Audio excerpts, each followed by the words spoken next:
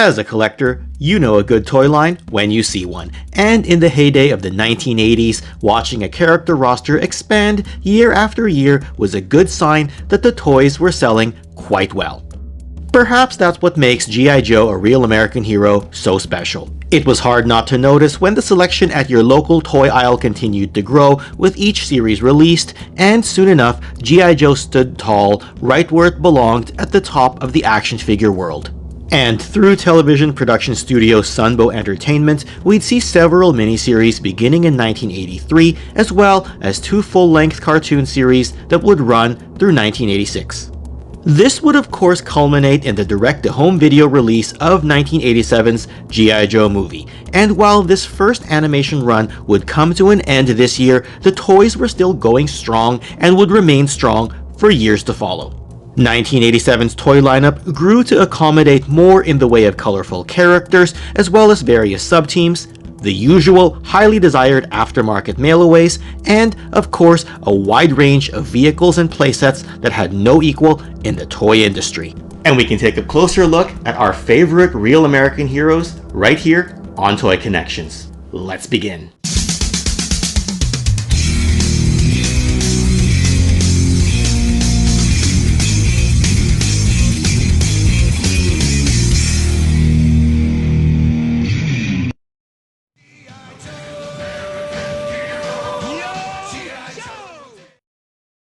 Many toy lines do well for a few years, but few, if any, truly had the staying power during the 1980s the way G.I. Joe did with their 3 3/4 inch scaled figures. G.I. Joe's domination of this decade meant that no matter what else was happening in the world of pop culture, you could always count on your children or your children's friends to walk through a toy aisle and ask for a G.I. Joe for birthdays and Christmas gifts. Popular music continued to add more songs to the airwaves, and to this day you know a song was from this era just by hearing the first few notes or lyrics. Feature films would continue to hit the big screen, producing more big-name cinematic classics for enthusiasts to add to their movie libraries. And television in 1987 would spawn some new time-tested series that would accompany your favorite Saturday morning cartoons, all to fill entertainment slots across various channels throughout the day. Ordinarily by this point, I'd be talking about the toys that further fueled the greatness of G.I. Joe. But while we're on the subject of home media entertainment, we'll need to take a bit of a sidebar and talk about the 1987 film that was also released in this year. With big names such as Burgess Meredith, Miami Vice's very own Don Johnson, and wrestling superstar Sergeant Slaughter all on the voice cast, this film should have been a surefire success, just like the 1986 Transformers animated film the prior year, right? Okay, not quite. The truth is that both films were poorly received at the time, and the Transformers' less than stellar box office performance probably didn't help G.I. Joe much.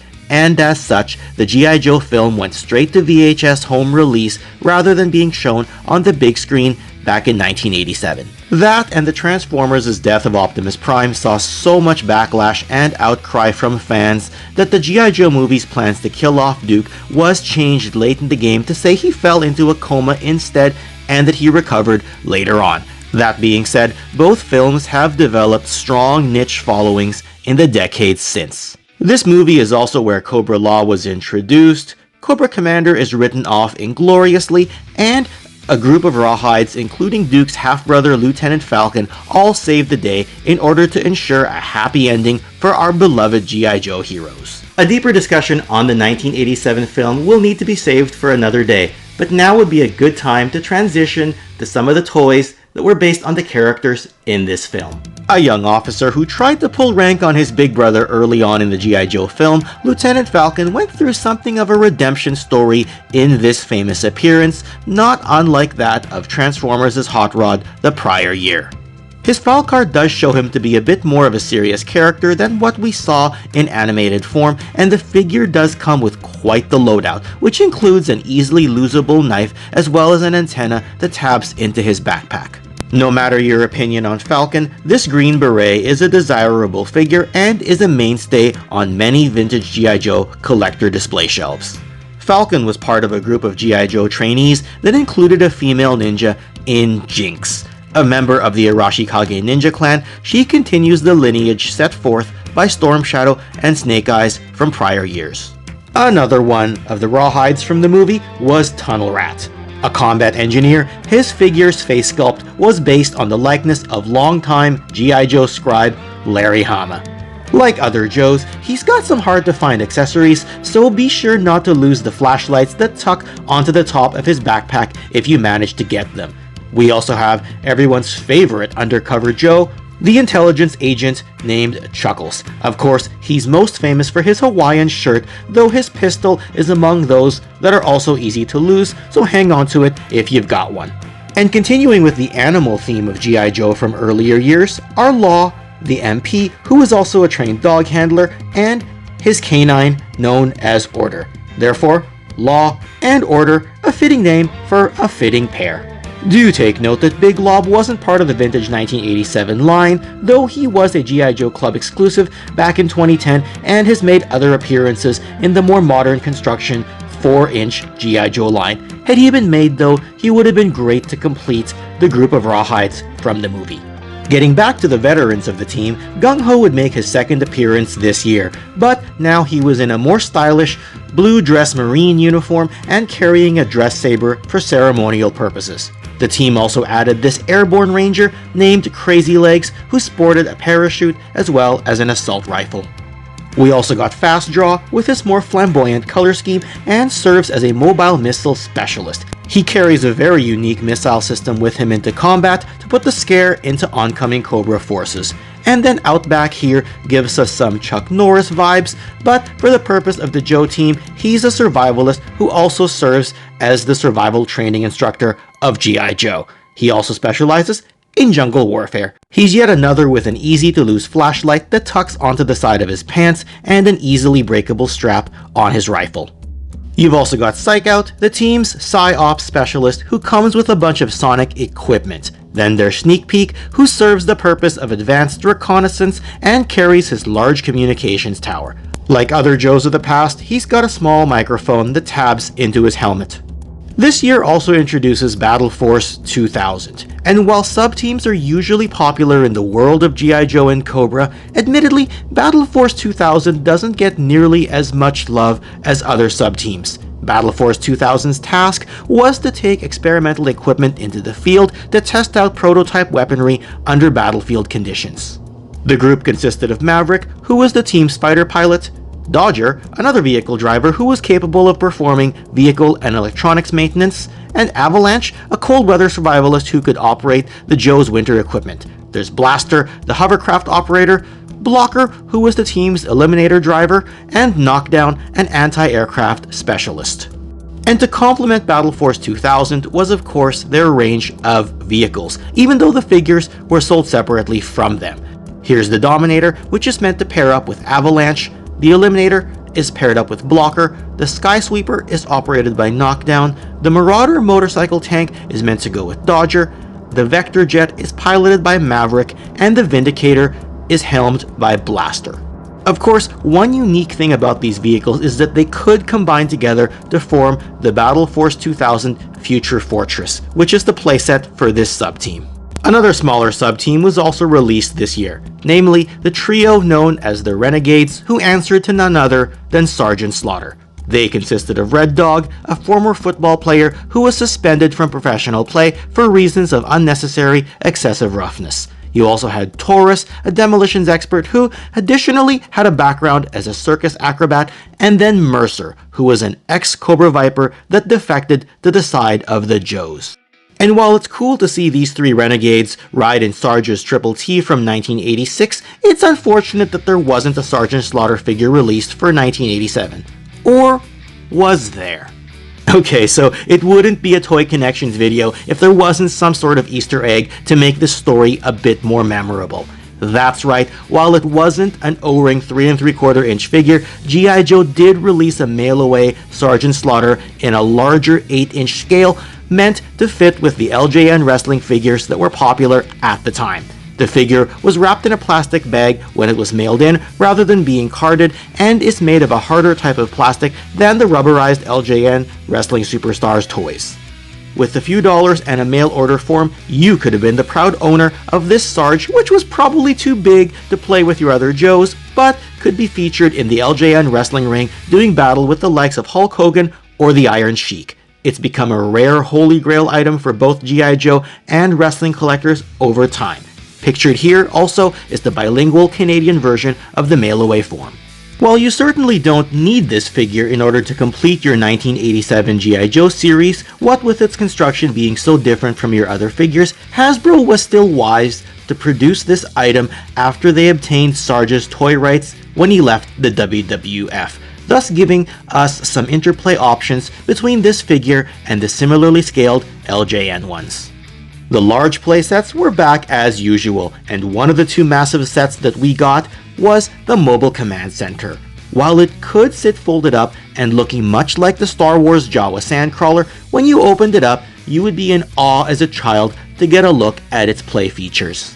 This massive structure had a service bay on the bottom floor, perfect for housing some vehicles as well as doing some maintenance. There was also a second level that was a command bay and also had a jail cell to house some captured Cobras. And also, there was a top level missile bay for, well, offensive or defensive strikes. It also had some fold-out landing pads on the top level, an elevator that you could attach to one side, a radar at the front, and it could be operated by 3 Joes in its cockpit. The play value here was quite limitless, and it came packed in with its own heavy equipment operator, codenamed Steamroller. Now, in most years of G.I. Joe, the Mobile Command Center would have been the largest playset of the series, but this 1987 year is particularly famous for adding a second gargantuan playset this year, taking G.I. Joe from Earth's atmosphere into space with the Defiant Space Shuttle complex. While G.I. Joe fans will always have mixed reactions about whether this toy line should ever have gone into space, there's no denying just how much this playset had to offer. What with a space shuttle and booster, a gantry crawler section, and a bunch of opening panels unlocking more and more play features. Well, however you feel about G.I. Joe in space, this thing certainly looks great on display. This massive complex came packed in with 2 figures, including the driver of the crawler section, Hardtop. He's yet another with an easy-to-lose microphone and pistol, and his bio lists him as a strong silent type who knows how to get a job done. And of course, the Defiant must come with its shuttle pilot, namely Payload. He's a character who has experience in both the Air Force as well as being an astronaut, and interestingly his file card lists him as being one of the higher ranking Joes, being a colonel in rank, thus being closer to the upper brass levels like General Hawk or Keel Hall. G.I. Joe also introduced a Canadian into the line, the armor specialist known as Backstop. This figure is a sweet spot for us Canadians, not only due to his nationality, but because he's a former hockey player. Backstop came packed in with the Persuader vehicle, which of course has its signature extended heatwave cannon. Another neat item this year was the RC Crossfire, a fast attack vehicle that had the best of both worlds because it had the features of both a radio control car as well as being part of your usual G.I. Joe vehicle lineup. It should be noted that Hasbro brought in the help of a Japanese company named Nikko to bring this car into the market. This set came packed in with its own driver, a high-speed aficionado named Rumbler. This 1987 year also featured a few 3 3/4 inch scaled G.I. Joe mail-aways. Joining Sergeant Slaughter as now the second real-life star turned into a Joe character is the Fridge. With the real name of William Perry, he was advertised as the physical training instructor for the Joe team. And with a few proof of purchase certificates along with some postage money, you could add this member of the Chicago Bears Super Bowl championship team into your collection. Watch out, Cobra. Fred is coming through. The mail-away offerings were rounded out this year with the Steel Brigade, an army builder of sorts for our heroes. 4 known variations of this color scheme were released beginning in this year. Each version varied by reusing old parts from existing prior year G.I. Joe figures, and depending on the version you got, you might see differently molded torsos, waists, or legs. The selling point of this was to put your own created character into the G.I. Joe lineup, thus allowing young fans to become a G.I. Joe themselves through this mail-away offer. The offer also allowed you to choose your own military specialties, and the tagline was simply that you could be the next Joe team member. The Joes also added some small vehicles this year, namely the Coastal Defender, which is a covert operations vehicle that could transform into a radar platform and also sported a few missiles.